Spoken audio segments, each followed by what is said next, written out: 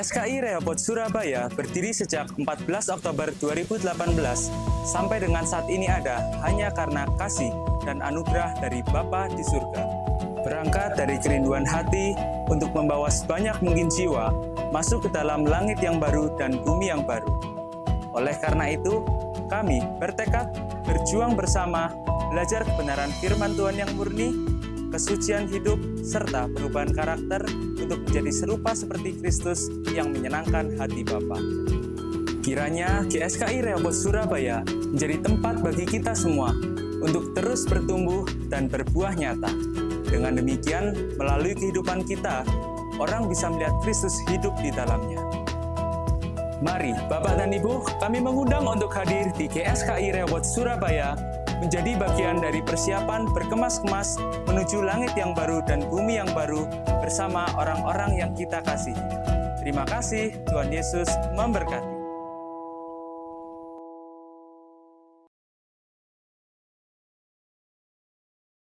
Kemuliaan sejak di bumi sampai di surga.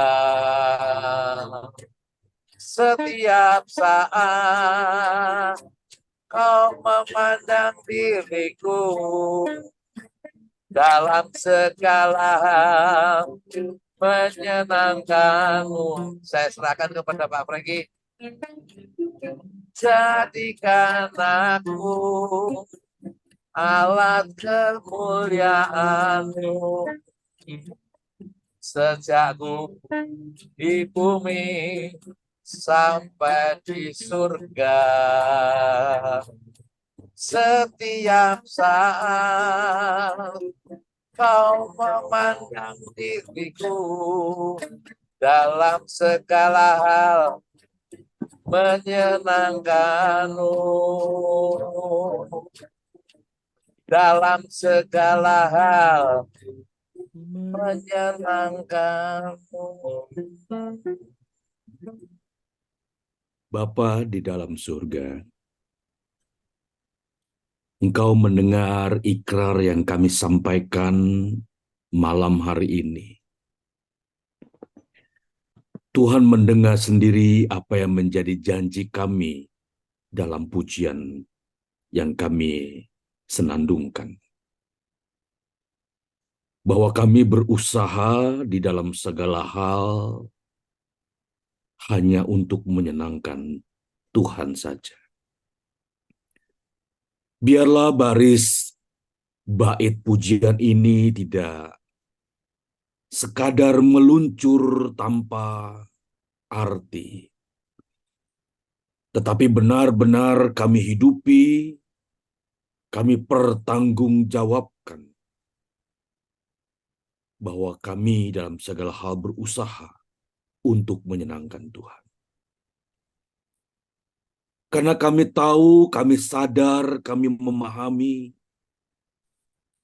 kalau dalam kesementaraan hidup ini kami berusaha menyenangkan Tuhan di dalam segala perkara, maka pada suatu waktu nanti Tuhan akan menyenangkan kami. Tuhan akan mensukacitakan hati kami bertemu dengan Tuhan. Bapa, ini pertemuan yang kami nantikan muka dengan Tuhan sendiri. Oleh karenanya tolong kami para hamba-Mu yang hadir malam hari ini, agar kami dapat berjumpa dengan Tuhan di keabadian nanti, lewat hidup kami yang menyenangkan-Mu di dalam segala hal, dalam kesementaraan kefanaan hidup ini. Bapa, kami ingin mendengar suara-Mu, kami ingin mendengar nasihat-Mu, kami ingin mendengar pengajaran Tuhan sendiri, bukan perkataan, inspirasi, gagasan manusia. Tetapi benar-benar kami memberikan waktu seluas-luasnya bagi Roh Kudus berbicara kepada kami malam hari ini. Kami sambut kebenaran firman-Mu, kami sambut suara, kami sambut pesan-Mu. Di dalam nama Tuhan Yesus kami bersyukur, kami berdoa, haleluya. Amin.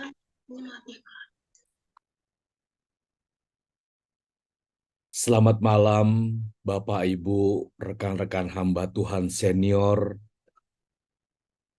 yang saya sangat hormati. Tidak terasa kita hampir sampai di penghujung tahun. Tanpa terasa kita sudah berada di hampir hari 2023. Dan kita bersyukur kita masih diperkenan Tuhan boleh saling menatap lewat pertemuan Zoom ini. Kita percaya bahwa semua karena kemurahan Tuhan. Semua karena panjang sabarnya Tuhan kepada kita. Sehingga kita boleh dipertemukan malam hari ini. Bapak, Ibu, rekan-rekan hamba Tuhan senior, kita seringkali mengucapkan doa permintaan Tuhan. Hadirlah dalam pertemuan ibadah kami. Kita sering meminta agar Tuhan dengan hadiratnya, dengan Roh Kudusnya, hadir dan berbicara dalam pertemuan ibadah yang kami selenggarakan. Namun demikian Bapak Ibu, tanpa kita sadari, sebenarnya, sejatinya, Allah adalah Tuhan yang omnipresent. Allah adalah Tuhan yang maha hadir. Juga dalam pertemuan ini Tuhan sudah hadir. Mungkin sebelum Bapak Ibu masuk ke Zoom ini, Tuhan sudah hadir dan menantikan kita. Namun pertanyaannya adalah, apakah Bapak Ibu layak? Apakah Bapak Ibu pantas hadir dalam pertemuan di mana Tuhan hadir? Kita perlu menanyakan secara serius, apakah keberadaanku malam hari ini bersama rekan-rekan hamba Tuhan dinantikan kehadirannya oleh Tuhan? Kiranya kita dijauhkan dari pertemuan-pertemuan yang hanya berlangsung secara rutinitas tanpa berkumpulnya orang-orang kudusnya Tuhan. Jadi Bapak Ibu, ketika kita datang kepada Tuhan dan ingin mempersembahkan sesuatu kepada Tuhan, dan saat itu kita ingat akan sesuatu yang ada pada hati saudara kita masih didapati berselisih. Kita dengan jujur kita masih menemukan ada kecemaran, bahkan kejahatan yang kita simpan. Ketidakberesan yang tersisa, atau dosa dan pelanggaran yang lain, itu artinya saya dan Bapak Ibu sebenarnya tidak pantas untuk menghadap Tuhan. Sebenarnya tidak layak untuk bersama-sama menghadiri pertemuan yang penting ini. Kenapa? Karena kita tahu tanpa kekudusan, tidak seorang pun dapat melihat Allah. Tanpa kekudusan, tidak seorang pun dapat merasakan kehadiran Allah sebenarnya. Nah, ini menjadi pergumulan kita pribadi. Kita yang notabene, yang memiliki status sebagai hamba Tuhan, di mana Tuhan percayakan domba-domba yang adalah miliknya di tangan pelayanan kita. Kita harus memastikan bahwa benar-benar kita layak berada di dalam hadirat Tuhan. Sekali lagi saya ingin menyampaikan Allah pasti hadir dan Allah sudah hadir dan Allah akan hadir selamanya. Tetapi apakah Bapak, Ibu, dan saya layak dan pantas untuk hadir menghadap Allah yang Maha Kudus? Menghadap Allah yang Maha Suci, yang dimana tidak ada kejahatan padanya. Disinilah kita harus benar-benar terbuka.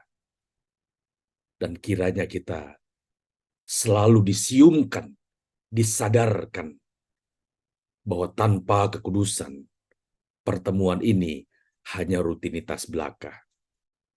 Dan kita berdoa agar melalui pertemuan-pertemuan ini, Truth Mission, kita semakin diubahkan, kita semakin dibersihkan, kita semakin dientaskan, dan kita semakin dipersiapkan sebagai sosok-sosok manusia yang siap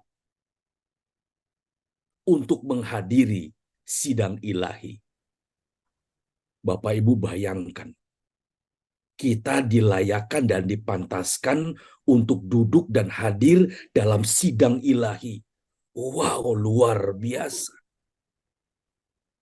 Di mana Allah menjadi hakimnya, di mana Allah menjadi penguasanya, di mana Allah menjadi pemimpinnya, dan kita semua adalah hamba-hambanya. Wow. Dan kita dipandang layak duduk bersama di dalam pemerintahannya. Luar biasa, Bapak Ibu. Dan itu akan menjadi suatu kenyataan ketika kita tutup mata nanti. Apakah kita dipandang layak masuk dalam kerajaannya? Atau sebaliknya kita ditolak untuk masuk ke dalam kerajaannya. Oleh karenanya melalui pertemuan-pertemuan ini kita dididik. Kita diajar untuk kembali melihat keadaan diri. Dan meminta Roh Kudus seraya menunjukkan bagian mana Tuhan dari hidupku yang belum beres. Roh Kudus silakan beracara, Roh Kudus silakan berkata seterus terangnya saat ini. Bagian mana dalam hidupku yang masih cacat? Bagian mana dalam hidupku yang masih belum beres? Roh Kudus, terus teranglah kepada kami. Agar selama masih ada waktu yang di dalamnya ada kesempatan kami mau perbaiki. Niscaya Roh Kudus akan berkata, bagian ini kamu belum selesai. Bagian yang itu yang harus kamu perbaiki. Sehingga kita semakin dibersihkan.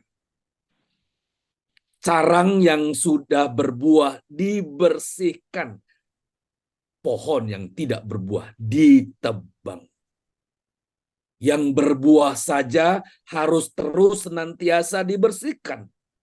Demikian firman Tuhan berkata. Carang-carang yang berbuah itu tetap dibersihkan. Mengapa harus dibersihkan? Kenapa harus selalu diperhatikan? Kenapa? Karena memiliki kecenderungan untuk menjadi kotor kembali. Tanpa kita sadari, kita bisa terjebak kepada satu permasalahan, kondisi dan keadaan di mana kita tidak menyadari bahwa ada bagian dari diri kita yang rusak. Kita tidak lagi menyadari keadaan diri, ada bagian dalam hidup kita yang perlu diperbaiki. Oleh karenanya kita minta kepada Tuhan, Bapa, kiranya Engkau terus terang kepadaku saat ini. Jangan terus terang kepadaku nanti. Sangat berbahaya Tuhan. Kalau aku didapati tidak berkenan kepadamu, maka kami tidak punya waktu untuk memperbaiki kembali. Tetapi terus teranglah kepada kami malam hari ini Tuhan. Berbicaralah Roh Kudus, bagian mana dalam hidupku yang belum beres di mata Tuhan. Agar kalau kami besok masih bisa melihat sinar matahari di ufuk timur, kami didapati Tuhan beres. Kalau malam hari ini Tuhan berbicara kepada kita masing-masing, jangan keraskan hati kita. Kenapa? Karena hati kita berpotensi untuk menjadi keras. Saya kan hamba Tuhan, Pak. Udah pasti suci, Pak. Saya kan pendeta, Pak. Sudah pasti benar, Pak. Saya udah pasti, Pak. Saya tidak ada punya kesalahan, Pak. Tidak ada kecemaran dalam diri saya, Pak. Saya udah bersih, Pak. Itu katamu. Itu kataku. Kita perlu bertanya kepada Tuhan, bagaimana kata Tuhan kepadaku? Kita perlu mempersoalkan bagaimana perkataan Tuhan kepada keadaanku saat ini. Saya percaya ketika kita memerkarakan diri kita di hadapan Tuhan, Tuhan pasti bicara terus terang, seraya menunjukkan bagian-bagian di mana banyak luka dalam hidup kita. Apakah lidah dusta yang belum dibereskan? Apakah keangkuhan, mata sombong yang masih menjadi gaya hidup kita? Apakah kita masih tegar tengkuk, tidak bisa menerima nasihat orang lain? Aku ini pendeta, aku ini hamba Tuhan, orang tua. Tetapi biarlah kita yang tua ini, kita makin merendahkan diri di hadapan Tuhan. Jangan sampai karena ketuaan kita, lalu kita tidak mengenal keadaan diri kita. Berbahaya, Bapak Ibu.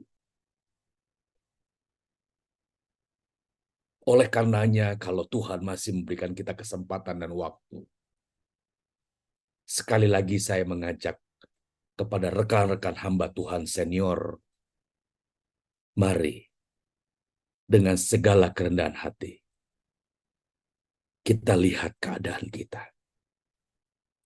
Dan meminta Tuhan untuk menilai hidup kita. Pasti Tuhan akan berkata terus terang.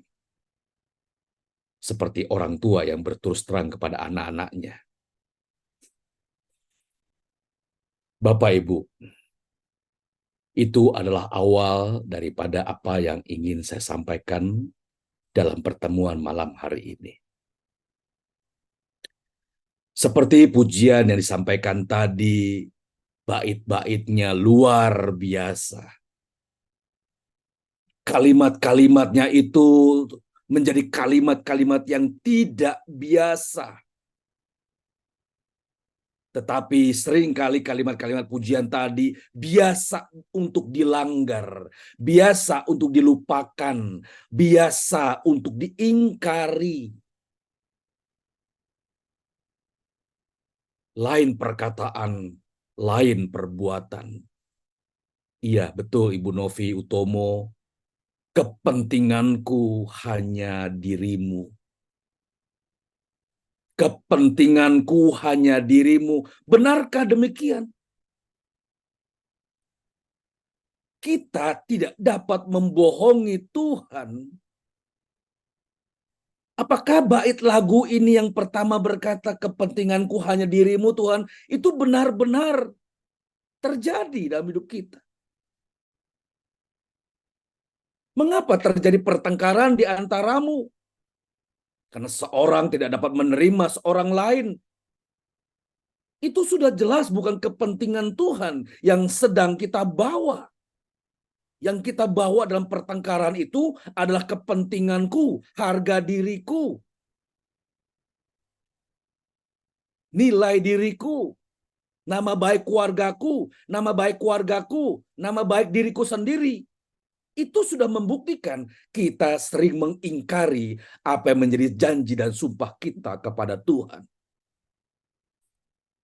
Kalau kita rekan-rekan hamba Tuhan senior berkata kepentinganku hanya dirimu, pasti tidak akan ada pertengkaran. Tidak akan ada perselisihan. pasti satu dengan yang lainnya bisa menerima. Kenapa? Karena kita sedang membawa kepentingan Tuhan, bukan kepentinganku. Aku siap mengalah sekalipun aku benar. Aku siap mengalah sekalipun orang menyalah-nyalahkanku. Aku adalah hamba-hamba Tuhan yang tidak berguna. Aku hanya melakukan seperti yang Engkau ingin aku lakukan, Tuhan. Nah, kalau sudah begini, maka kalimat kepentinganku hanya dirimu, Tuhan mengakui. Ketika kita menyanyikan kepentinganku hanya dirimu, Tuhan di sorga ngangguk-ngangguk, Bapak Ibu. Tuhan di sorga ngangguk-ngangguk. Oh benar, Ibu Jenny Tan. Benar. Ya, benar, hidupmu sudah menunjukkan bahwa kepentingan hidupmu hanya diriku. Benar, Tuhan ngangguk begini, Ibu. Tuhan juga ngangguk kepada Bapak Pendeta Ambran di Blitar. Ya, ya, benar. Tapi jangan sampai ketika kita menyanyikan pujian tadi, kepentinganku hanya dirimu, Tuhan di sorga berkata, bohong. Dia hanya menyanyi. Tapi dia tidak menjadi pelaku atas apa yang dinyanyikan. Tuhan geleng-geleng. Manusia bisa kau tipu. Manusia bisa kau dustai. Aku tidak. Bukankah ini mengerikan, Bapak? Bukankah ini mengerikan ketika kita berjanji, bersumpah kepada Tuhan bahwa kepentinganku hanya dirimu, tetapi pada kenyataannya tidak. Lalu ada kalimat lain, hidup bagiku sepenuhnya. Waduh, ini penggubah lagu ini luar biasa merangkai kalimat yang mudah untuk dinyanyikan, tetapi sungguh amat berat untuk dilakukan. Dan saya percaya kita semua hamba-hamba Tuhan yang hadir malam hari ini, jika kita mau, kita bisa. Kita mampu untuk menghidupkan hidup kita sepenuhnya bagi kepentingan Tuhan. Lalu ada kalimat lagi, tubuh, nyawaku, dan jiwaku, semua kuserahkan bagimu. Pada satu kali nanti, entah berapa tersisa hari kita, tubuh kita akan berkalang tanah. Tubuh yang kita tempati ini suatu ketika akan dibongkar. Dan benar-benar roh kita akan terbang meninggalkan jasad kita. Namun, apakah roh itu kembali kepada Allah yang empunya roh itu atau dibuang ke dalam keabadian, nyala api yang menyala-nyala? Bapak Ibu semua yang ada di sini, siapapun dia termasuk pembicaranya, suatu ketika akan berkalang tanah, berbantal tanah, tubuhnya akan dibongkar. Dan rohnya akan meninggalkan jasadnya. Namun, apakah akan kembali kepada yang empunya? Atau terbuang dalam api neraka? Itu mesti kita persoalkan sejak hari ini, Bapak Ibu. Kita mesti mempersoalkan hari ini, kalau rohku, nyawaku meninggalkan jasad tubuh ini, apakah Tuhan mengakui kita? Apakah Tuhan menerima kita? Kita perlu mempersoalkan secara serius hal ini. Bapak, Ibu, rekan-rekan hamba Tuhan senior, malam hari ini tema yang ingin disampaikan adalah perjumpaan dengan Tuhan. Perjumpaan dengan Tuhan. Bapak, Ibu, hamba-hamba Tuhan senior yang saya hormati. Apa yang ingin disampaikan pada kesempatan pemberitaan firman Tuhan ini menjadi teramat penting bagi kita. Teramat penting bagi hamba-hamba Tuhan. Kepentingannya terletak pada kualitas eksistensi atau keberadaan hamba-hamba Tuhan di hadapan Allah. Seperti pada pembukaan prolog tadi saya katakan, kita mesti mempersoalkan bagaimana keadaan kita di hadapan Allah jika kita kembali kepada Tuhan saat ini. Apakah Tuhan berkenan kepada kita atau sebaliknya? Kita didapati sebagai hamba-hamba yang tidak setia. Oleh karenanya kita mesti mempersoalkan atau memerkarakan dengan keseriusan yang tinggi. Tingkat keseriusan yang tinggi. Bagaimana penilaian Allah terhadap hidupku? Jangan pusing dengan penilaian orang atas hidupmu. Tetapi pusinglah bagaimana penilaian Allah terhadap hidupku. Mengapa? Karena penilaian manusia sering kali meleset. Penilaian manusia sering kali tidak tepat sasaran. Tetapi kalau penilaian Allah pasti tepat. Penilaian Allah tidak akan pernah bergeser. Penilaian Allah atas hidup yang mempertaruhkan nasib kita di kekekalan. Apakah Bapak Ibu, rekan-rekan hamba Tuhan senior pernah mempersoalkan bagaimana penilaian Allah atas hidup kita? Berapa nilaimu di hadapan Allah? Jika pernah, maka bagaimana reaksi Tuhan atas rangkaian perjalanan hidup kita? Apakah Tuhan puas? Apakah Tuhan puas dengan hidup pelayanan kita? Apakah Tuhan puas dengan apa yang kita lakukan? Apakah Tuhan puas dengan rangkaian pelayanan yang kita kerjakan? Kita sekali lagi mesti mempertanyakan kepada Tuhan secara pribadi. Bagaimana kita mengetahui apakah Tuhan puas atau tidak? Mudah, Bapak Ibu. Mudah. Lihat, apakah orang-orang di sekitar Bapak Ibu, apakah itu pasangan hidup, apakah itu keluarga, aktivis pelayan, dan jemaat memberi pengakuan bahwa Bapak Ibu adalah hamba-hamba Tuhan yang sejati. Apakah orang-orang di sekitar kita merasakan bahwa Bapak Ibu adalah hamba-hamba Tuhan yang benar, bukan hamba Tuhan yang palsu? Jadi kita sudah dapat mendeteksi keadaan diri kita ketika kita berantem, bertengkar dengan pelayan, kita bertengkar dengan pasangan dan belum menyelesaikan pertengkaran itu, sudah jelas tidak ada kebenaran di dalamnya. Aktivis dengan aktivis bertengkar dan menyimpan kemarahan. Hamba-hamba Tuhan menyimpan kekesalan dengan hamba Tuhan yang lainnya. Apapun motifnya, tidak ada kebenaran di dalamnya. Itu jelas. Tuhan tidak puas dengan keadaan kita. Malah sebaliknya, Tuhan muak dengan keadaan hidup kita. Berbicara kebenaran lantang. Berbicara kebenaran tak kagok, tidak kaku. Tetapi ketika dalam perbuatan meleset. Lagunya, ku kasihi kau dengan kasih Tuhan. Ku kasihi kau dengan kasih Tuhan.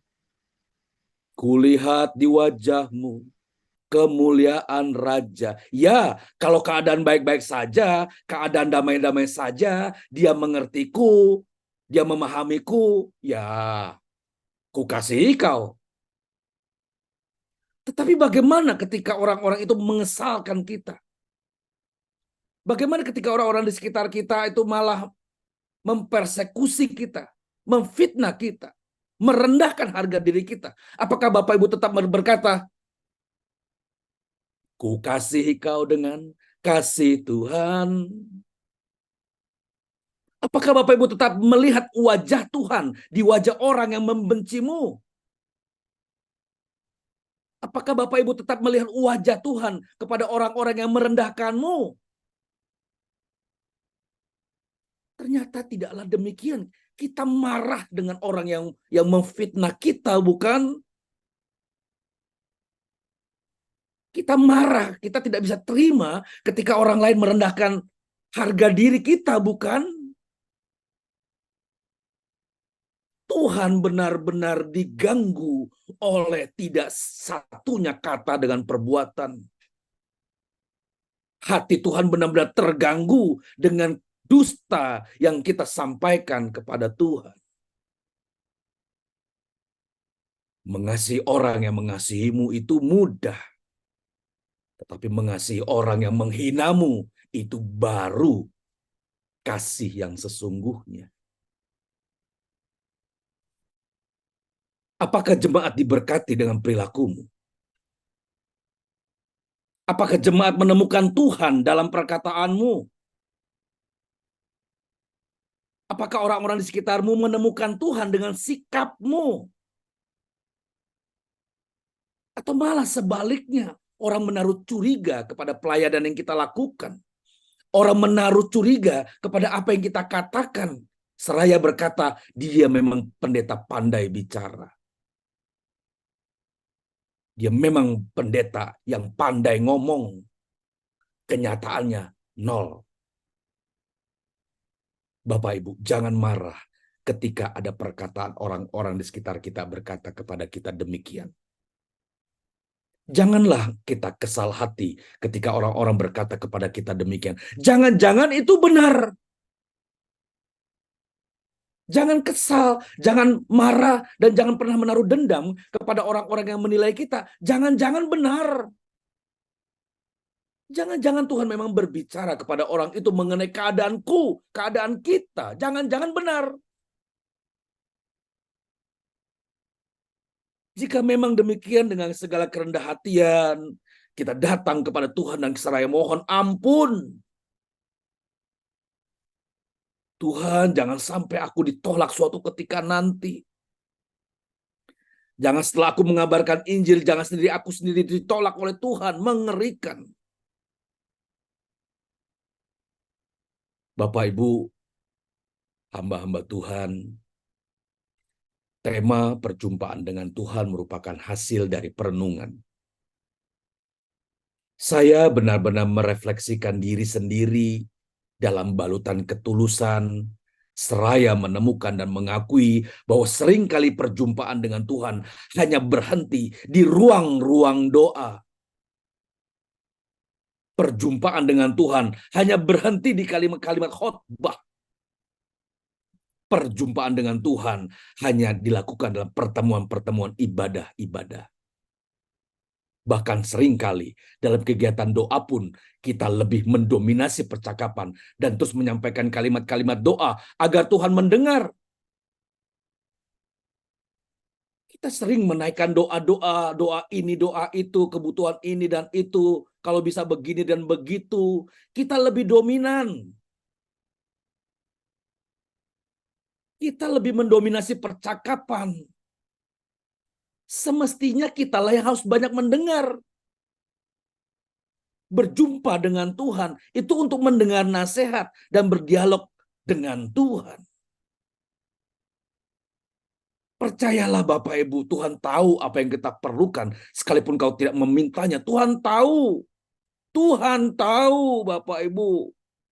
Percayalah, kita tidak perlu jerat-jerit, kita nggak perlu berteriak-teriak, kita tidak perlu menarik-narik Tuhan untuk menolongku. Tuhan pasti tolong. Sebelum kau menyampaikan doamu, Tuhan tahu apa yang kau butuhkan. Yang perlu kita lakukan adalah duduk diam di bawah kaki Tuhan, seraya mendengar suaranya. Perjumpaan dengan Tuhan didominasi oleh Tuhan sendiri. Berdiam dirilah, Tuhan pasti berbicara. Itu perjumpaan dengan Tuhan yang hakiki. Tuhan tahu bagaimana menolong keluargamu, keluarga kita. Tuhan tahu bagaimana memberkati pelayanan kita. Tuhan tahu bagaimana mengirim pertolongannya atas bangunan gereja yang rusak, atas perlunya renovasi atau pembayaran sewa tempat ibadah. Tuhan tahu. Tuhan tahu juga kita membutuhkan banyak untuk kebutuhan perayaan Natal dan Tahun Baru 2023 yang sebentar kita akan masuki. Dan permintaan-permintaan yang lainnya Tuhan tahu. Saya tidak menyalahkan atas permintaan-permintaan tersebut. Apakah untuk keluargaku, pelayananku, kebutuhanku. Saya tidak menyalahkan. Tetapi perjumpaan dengan Tuhan melalui doa merupakan sarana untuk berdialog dengan Allah. Seraya memberikan telinga untuk mendengar suaranya. Jika Bapak Pendeta Ambran dari Blitar berkenan, mohon dapat dibaca dalam Mazmur 37 ayat 25. Mazmur pasal 37 ayat ke-25. Bapak Pendeta Ambran dari Blitar akan membacakan buat kita semua.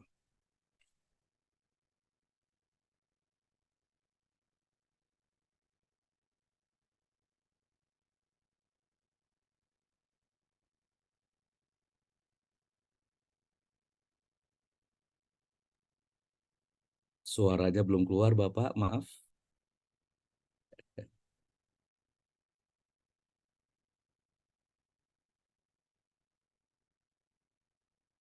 Masih belum, mungkin cabut dulu mungkin kabelnya, Pak, kabel earphone-nya.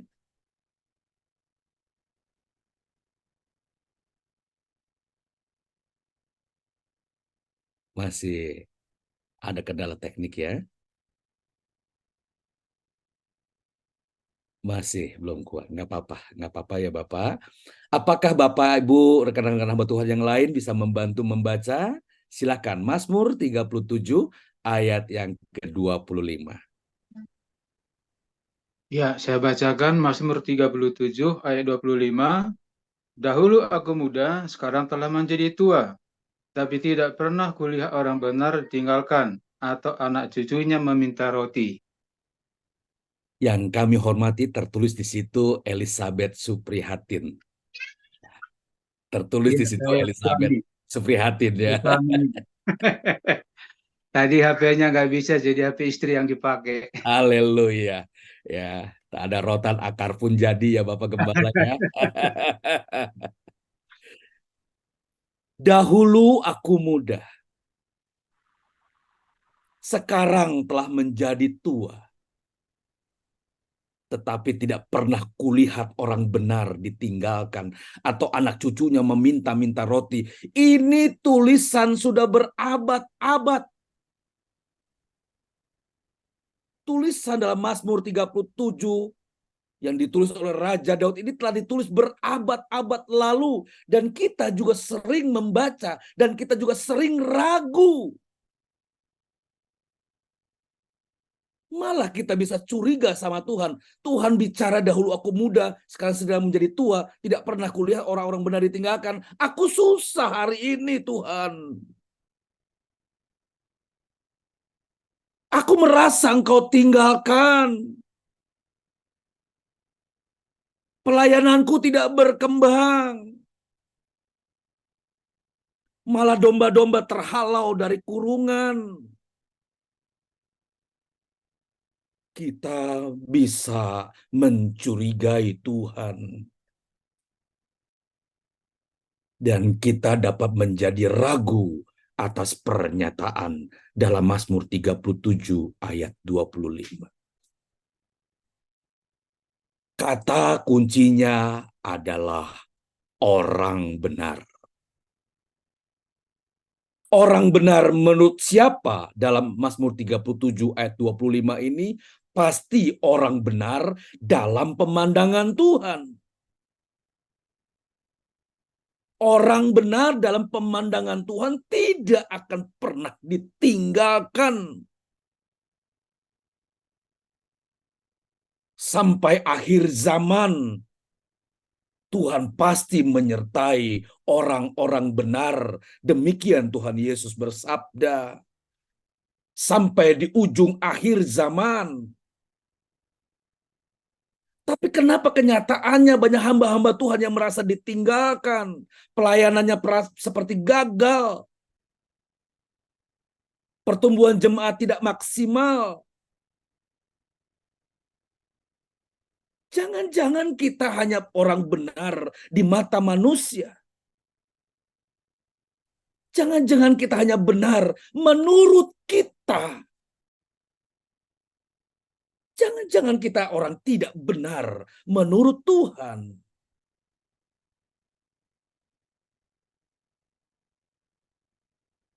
Bapak Ibu, apakah Bapak Ibu dapat mempercayai kebenaran firman Tuhan tersebut bahwa dahulu aku muda sekarang menjadi tua, tidak pernah kulihat orang benar ditinggalkan? Apakah Bapak Ibu dapat mempercayai anak cucunya tidak meminta-minta roti? Ataukah sebaliknya Bapak Ibu menjadi ragu seraya berkata, aku dan keluargaku dalam keadaan susah sekarang Tuhan. Anak-anak kami hidup dalam kekurangan.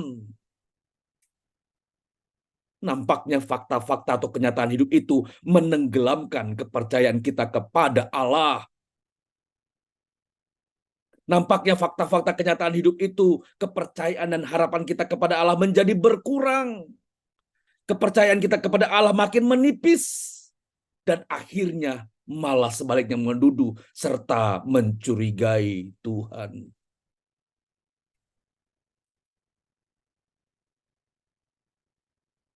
Bapak Ibu, sebelum saya lanjut, apakah suara saya terdengar?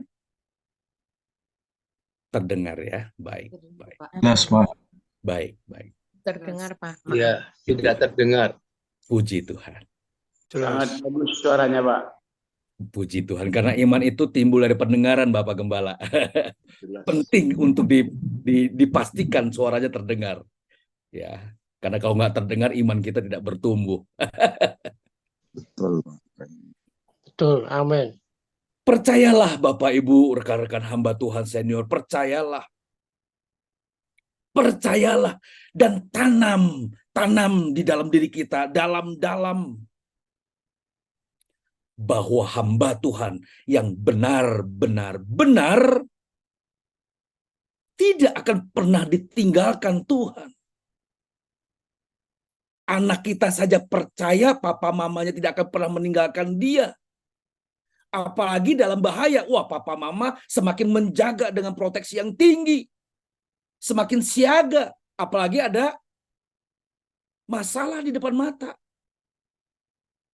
Kita yang orang tua yang begitu sederhana saja, kita akan memproteksi, menjaga anak-anak kita. Apalagi Allah.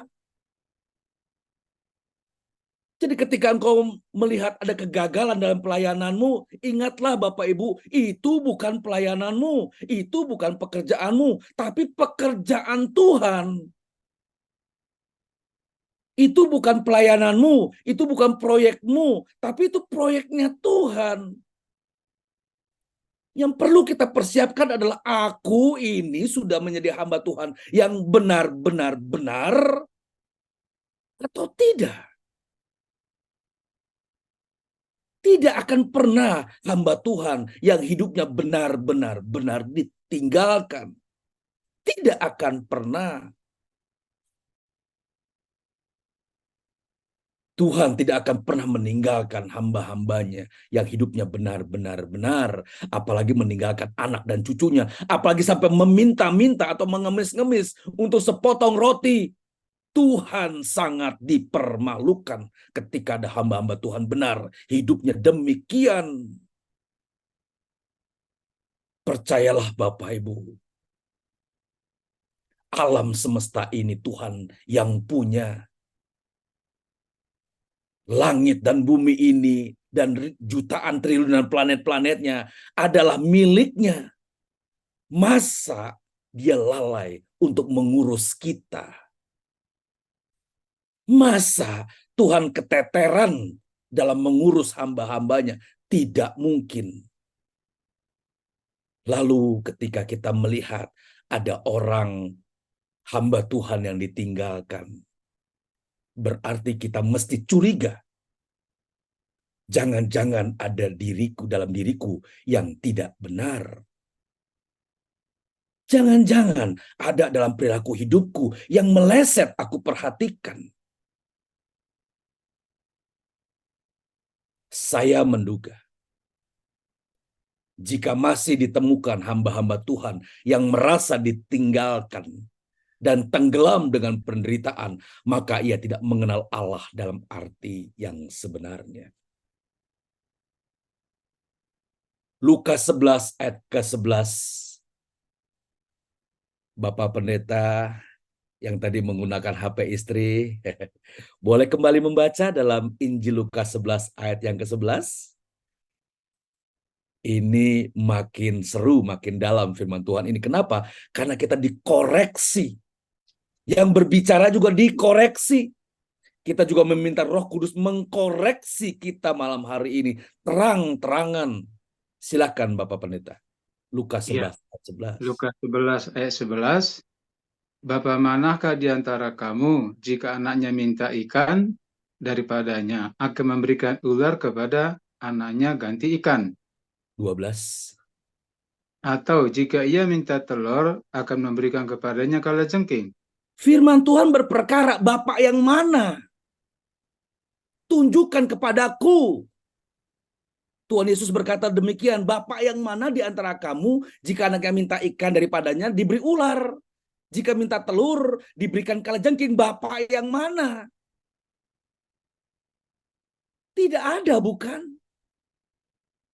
Tetapi kita sering merasa kegagalan pelayanan kita, sepertinya Tuhan tidak berkati. Kita sering merasa ditinggalkan dengan pelayanan kita yang tidak berkembang.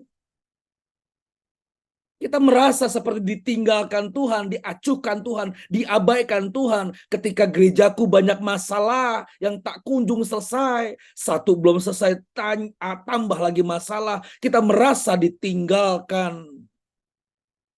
Tidak. Bapa tidak pernah meninggalkan orang-orang benarnya. Sedetik pun. Jangan pernah merasa ditinggalkan Bapak Ibu. Saya jadi teringat beberapa ayat dalam Habakuk. Bapak Gembala, Bapak Pendeta boleh baca lagi. Saya jadi ingat Habakuk 3 ayat 17. Sampai yang ke-18. Saya jadi ingat ayat ini. Habakuk 3, 17 dan 18.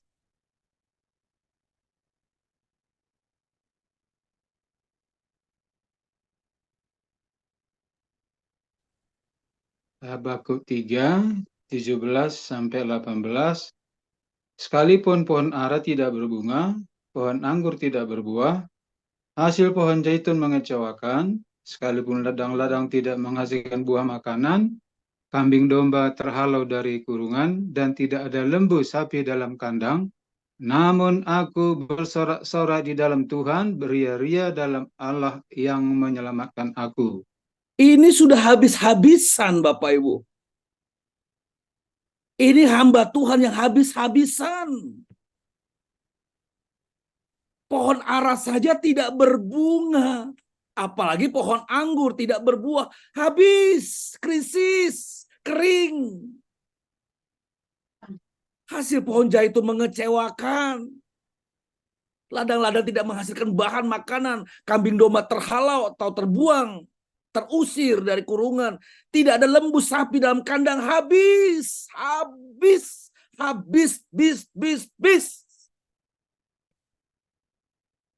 Tapi lihat bagaimana orang atau hamba-hamba Tuhan yang benar-benar. Ketika semua habis pun. dia akan berkata, aku akan bersorak kepada Tuhan. Haleluya, haleluya.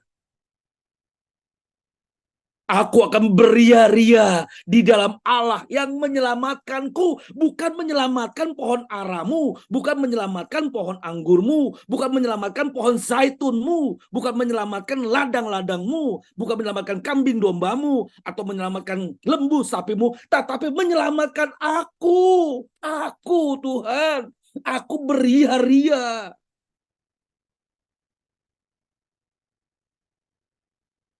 Aku tidak marah ketika Tuhan membawa aku ke padang lembah kekelaman. Aku tidak mencurigai Tuhan ketika Tuhan bawa aku ke padang gurun kering, panas nan terik. Karena kalau tangan Tuhan yang memegang tanganku, aku pasti aman.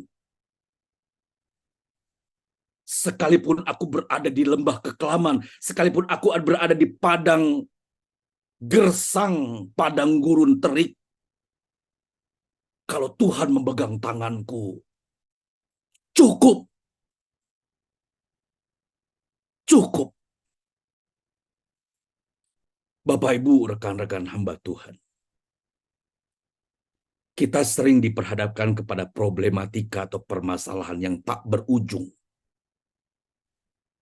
Sepertinya tidak selesai-selesai. Percayalah, di situ tangan Tuhan sedang erat-eratnya menggenggam tanganmu. Sakit penyakit menahun tak tersembuhkan. Permasalahan demi permasalahan tidak terselesaikan. Saat itulah tangan Tuhan memegang erat sekali tanganmu. Jangan melepaskan diri dari genggamannya.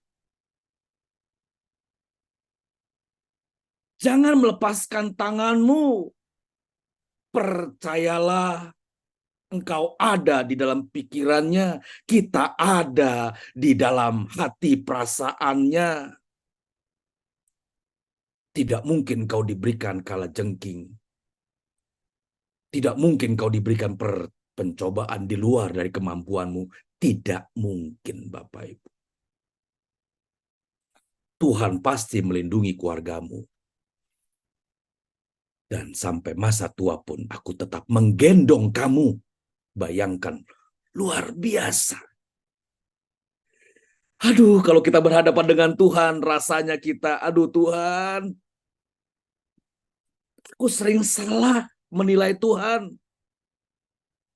Aku sering keliru untuk menilai Tuhan. Padahal sekarang aku ada di atas gendonganmu. Saat ini aku berada di atas bahumu. Engkau menggendongku. Engkau memprotek aku, melindungi aku. Tapi aku merasa sendirian. Betapa bodohnya aku ya Tuhan. Aku merasa ditinggalkan. Padahal saat itu tangan Tuhan sedang erat-erat memegang tangan kita. Betapa lancangnya aku salah menilai Tuhan. Jadi Bapak Ibu, Tuhan pasti menyelamatkan kita. Hamba Tuhan yang benar hidupnya pasti akan diselamatkan. Dan satu ketika nanti ketika kita bertemu muka dengan Tuhan, betapa kita berkata, terima kasih Tuhan, terima kasih. Aku tidak menuduh Tuhan berbuat yang tidak patut kepadaku. Aku tidak menyalahkan, aku tidak marah kepada Tuhan atas setiap permasalahan yang aku hadapi. Terima kasih Tuhan, terima kasih.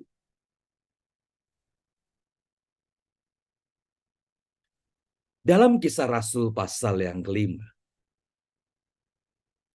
satu perikop itu menceritakan bagaimana tantangan yang dihadapi oleh para rasul dalam kegiatan pelayanannya. Saya mencoba untuk meringkaskannya. Para rasul tersebut ditangkap. Mereka dianiaya dan dituduh sebagai pengacau pada masyarakat Yahudi saat itu. Dan akhirnya mereka diperhadapkan kepada mahkamah agama untuk dijatuhi vonis atau hukuman. Bapak, Ibu, rekan-rekan hamba Tuhan senior, pelayanan para rasul itu, pelayanan para rasul kepada Tuhan Yesus itu telah membawa mereka kepada penjara. Membawa mereka kepada penderitaan, bahkan membawa mereka kepada kematian. Apakah Bapak Ibu pernah menghadapi kesulitan, penderitaan, aniaya, fitnah keji, dan ditinggalkan dalam melayani Tuhan? Apakah Bapak Ibu pernah menghadapi permasalahan yang pelik, tekanan dan ancaman dalam pelayanan, kesusahan, kesulitan, dan penderitaan? Jika pernah, maka ingatlah para rasul Tuhan Yesus sudah mengalami terlebih dahulu. Bahkan Tuhan Yesus Kristus yang adalah Tuhan dan Juru Selamat kita telah menderita aniaya, sengsara, dan mati di tiang kayu salib. Dalam Kisah Rasul pasal 5 itu, ketika rasul-rasul ditangkap dan dihadapkan kepada mahkamah agama, seraya dituduh sebagai pengacau masyarakat, maka tampillah seorang Farisi, tampillah seorang ahli Taurat yang sangat dihormati dalam mahkamah agama itu yang bernama Gamaliel. Nah, Kisah 5 ayat 38 dan 39 nampaknya dapat dibaca. Di tengah-tengah keadaan kisruh itu, tampil seorang ahli Taurat dan orang Farisi yang bernama Gamaliel yang sangat dihormati. Dan beliau berkata di dalam Kisah 5 ayat 38 dan 39. Silakan Bapak Pendeta, dapat dibaca dua ayat ini.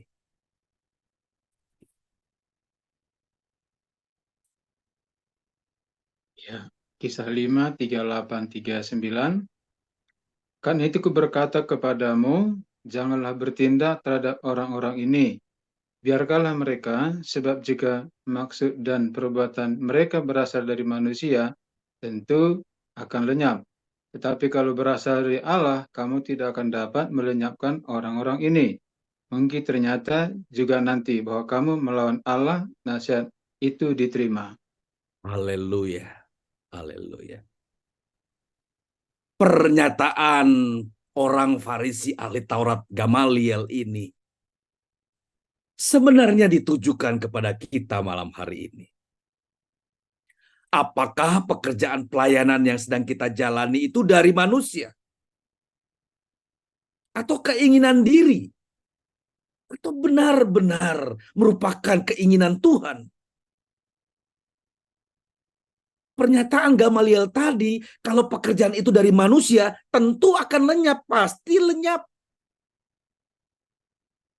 Jadi kalau pekerjaan Tuhan di tangan kita hanya diinisiasi karena kemauan diri, bukan kemauan Tuhan, pasti akan lenyap. Akan terasa hambar. Pelayanan menjadi kering. Dan tidak berdampak. Membosankan, membebani, dan sering mengecewakan. Kalau itu dari manusia.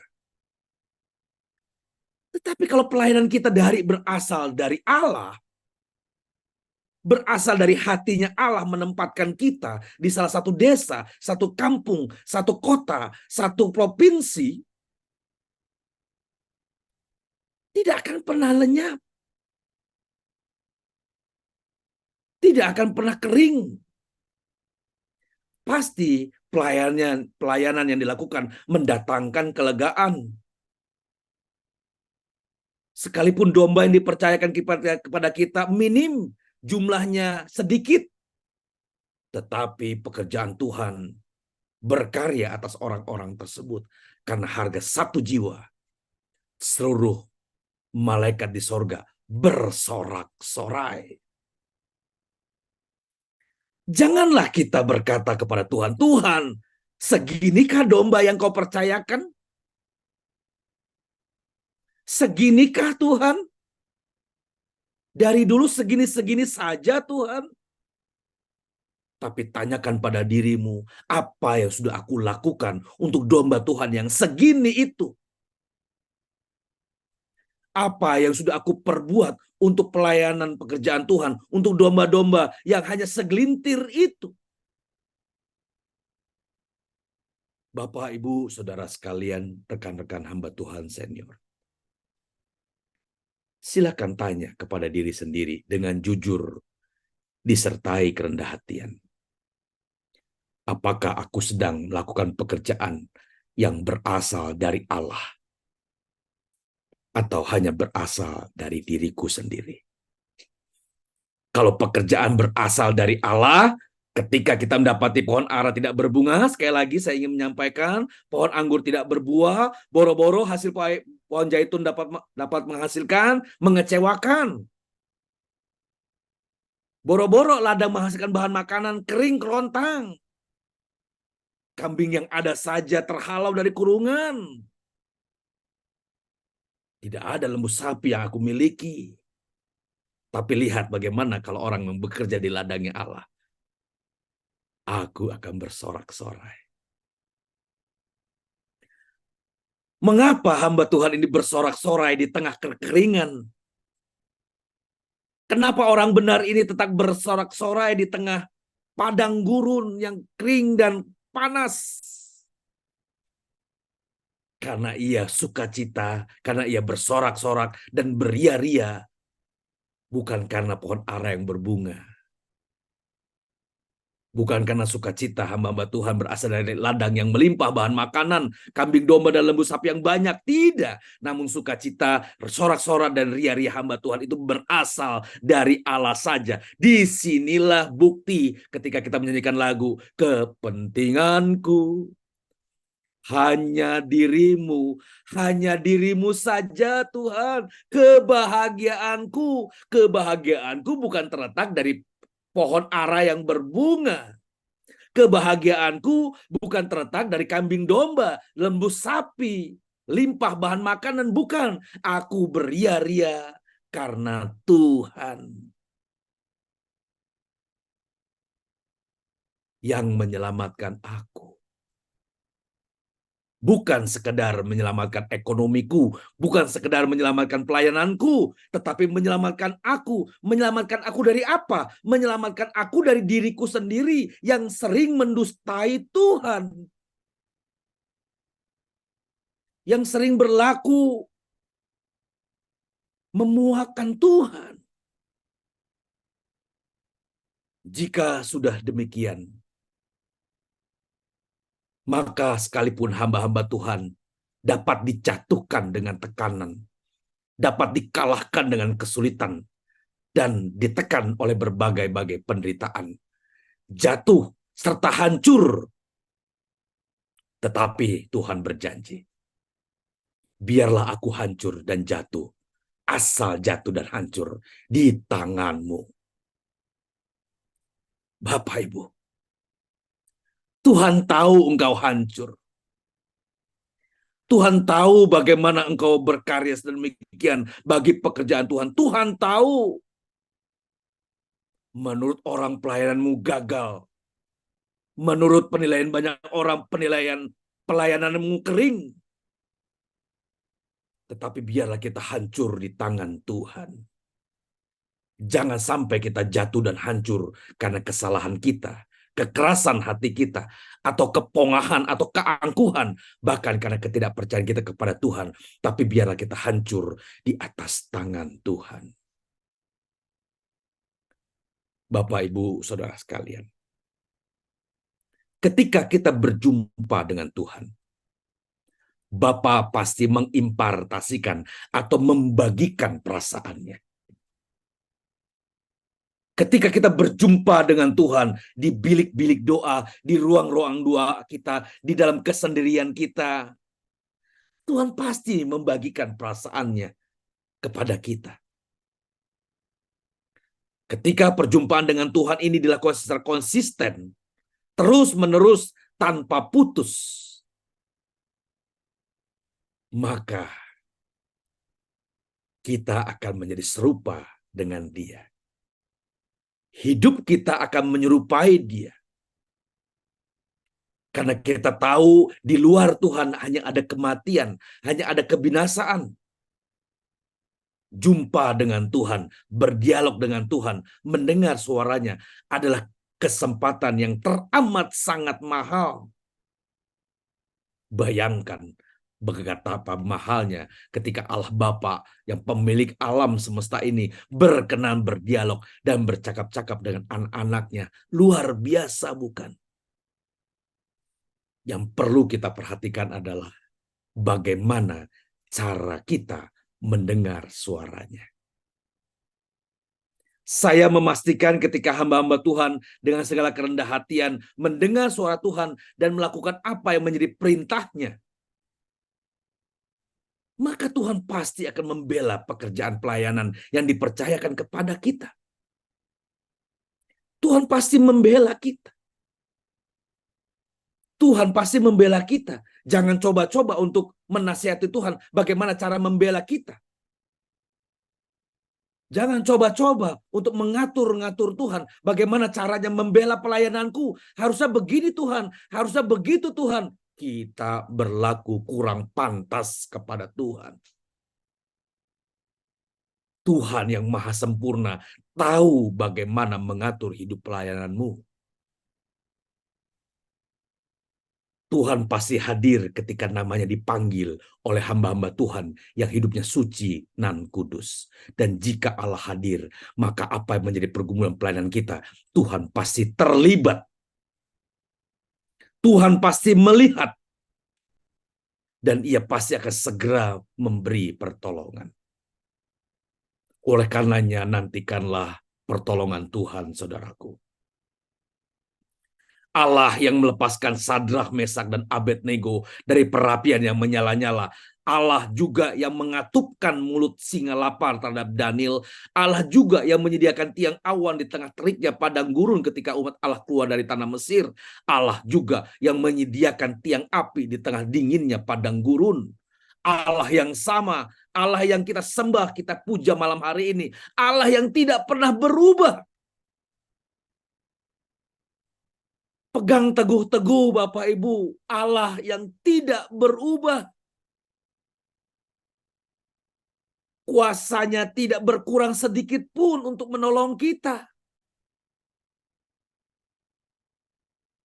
Kuasanya tetap, kasihnya tidak berubah. Dan penyertaan terhadap hamba-hamba Tuhan yang dikasihnya tetap tinggal untuk selama-lamanya. Dan Tuhan Yesus berkata sebelum Ia naik ke surga, dan ketahuilah, aku menyertai kamu sampai kepada akhir zaman. Sampai kepada akhir hidupmu, aku menyertaimu. Lihat bagaimana penyertaan Allah begitu luar biasa. Lihat bagaimana janjinya Ia akan menyertai kita sampai akhir zaman. Jangan berubah, jangan tidak percaya. Jangan malah mencurigai Tuhan meninggalkan kita. Ia yang berjanji, Allah yang tidak berubah, akan menyertai kita sampai kepada akhir zaman. Tuhan dan Allah yang sama yang akan membawa kita masuk kepada zaman baru, Yerusalem baru, surga kekal. Satu kalimat terakhir sebelum kita nanti berbincang-bincang. Bapak, Ibu, rekan-rekan hamba Tuhan senior yang saya sangat hormati. Oleh karenanya, jumpailah Tuhan senantiasa dengan hidup kita yang bersih. Kenapa? Karena kalau hidup kita cemar, masih ada kesalahan dan dosa yang kita simpan, maka kita tidak dapat berjumpa dengan Tuhan. Kalau kita cemar, masih ada kesalahan dan dosa yang belum kita selesaikan, maka kita berdoanya bukan kepada Allah. Bukan. Pasti kepada pribadi yang lain. Karena Allah tidak pernah menerima kita dengan keadaan kita yang kotor.